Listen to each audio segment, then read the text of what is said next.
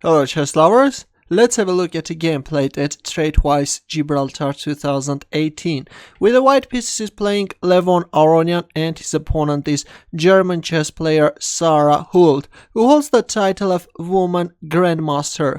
Aronian, who is playing with the white pieces starting with d4, f5 by Hoolt, dodge defense, knight c3, knight f6 and bishop g5. Aronian is choosing the Raphael variation. White wants to meet e6 with e4 and later try to exploit the weaknesses of black's king side, but instead after bishop g5 we see d5, which is preventing e4, e3 e6, knight f3, bishop e7, bishop d3, knight e4. We see the exchange of dark square bishops and castling by both sides.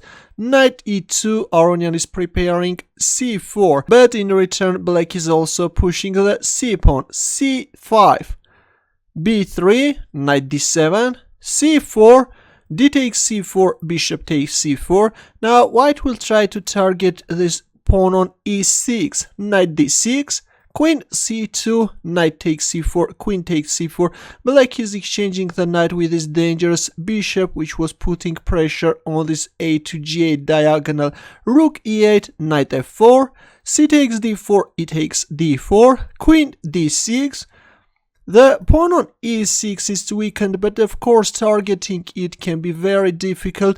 That's why Aronian in this position came up with a very interesting idea. He played knight e5, going for a pawn sacrifice in order to get a very active piece play. Queen takes e5, rook e1, queen f6, rook d1. Now black has some problems in his position. The pawn on e6 is weakened and also looks like it's very difficult to develop this bishop on c8 square. Actually, this is a very problematic subject when you are playing dodge defense. Activating this bishop sometimes can be very difficult. Queen f7, queen b5, not allowing any bishop d7 moves, a6, queen b6, a5, knight d3 and rook a6. Somehow black is finding a way to activate his rook. Queen d4, and now black is also pushing the b pawn, b5, queen c5, queen b7, knight e5. Though black has an extra pawn, but of course white pieces are very active. Queen b6, queen c1. White wants to bring the queen on the king side. Rook a7, queen g5, rook e7, rook d3. At some point this rook can join the attack on the king side. Queen c7, queen e3, bishop b7, rook c1, queen b8, knight d7, queen a8, attacking the pawn on g2 square and queen g5, both protecting the pawn and also creating a very dangerous threat. Knight f6 check. So far so good. Against such a high rated player, Sarah Hoolt was playing an equal game, but in this position she made a mistake and placed the king on h8. It was better to play h6 and if queen g6 then rook f7, covering the f6 square, not allowing knight f6 check.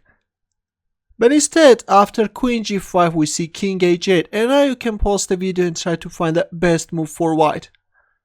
Ready? In this position, Levon Aronian played knight f6, both attacking the rook on e8, and also at some point white can sacrifice the knight on h7. Now the knight on f6 is untouchable. You can't capture on f6 because after queen takes f6 check, rook g7, white can place the rook on c7. If rook g8 then rook d7, it's over. This is going to be crushing. Let's go back. After knight f6 we see rook c8. By the way, if a move like rook f8 then simply knight takes h7, also attacking the rook on e7. That's why after knight f6 we see rook c8. Rook d1.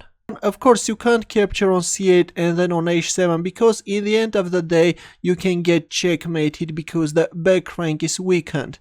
For example, after king takes h7 you can't capture on e7 because of this mating threat. That's why after rook c8 we see rook d1, rook f7, knight d7, rook g8.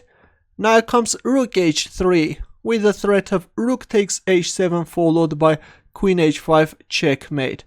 h6, knight e5, rook f6, and here comes another beautiful move by Aronian. You can pause the video and try to find his next move. Ready? In this position, Levon Aronian played rook takes h6 check. Well, if g takes h6, then this is easy. Rook d7 check, and black is getting checkmated. That's why we see rook takes h6, knight f7 check, king h7, knight takes h6, bishop f3, a very cunning move.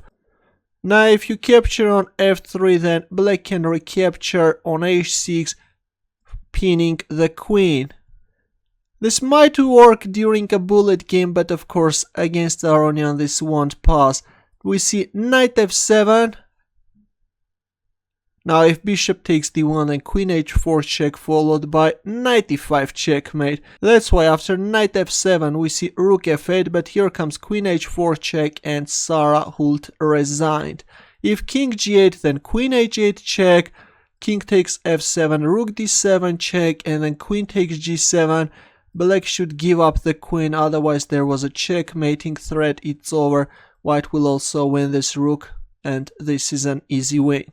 If you enjoyed this beautiful attacking game, don't forget to give the thumbs up or subscribe to my channel. More games are coming. Good luck.